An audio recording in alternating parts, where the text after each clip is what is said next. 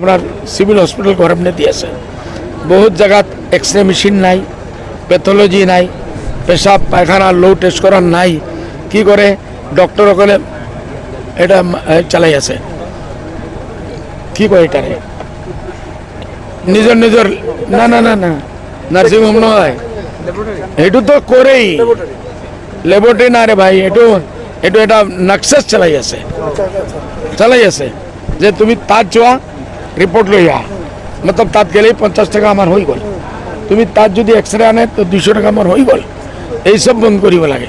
আমার গরিব মানুষ সিভিল হসপিটালত যায়, ব্লাডর কারণে এই প্যাথোলজি যাও, পেশাবর কারণে তার যাও, এই টেস্টিং তাত কেনে গেলেই ডক্টর সাহেবের 500 টাকা উঠে। এইসব আমি বন্ধ করিব লাগিব।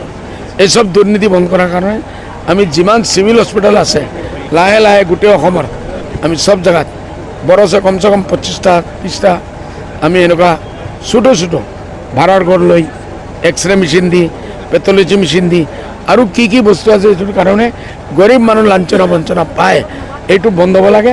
আৰু ডক্টৰসকলৰ দলালি বন্ধ হ'ব লাগে। এই যে নেক্সাস এইটো বন্ধ হ'ব লাগে। এটা এটা ডাঙৰ এটা কি চলি আছে, ষড়যন্ত্ৰ চলি আছে। আৰু বেয়া ক'ব লাগে, ষড়যন্ত্ৰৰ কথা নহয়।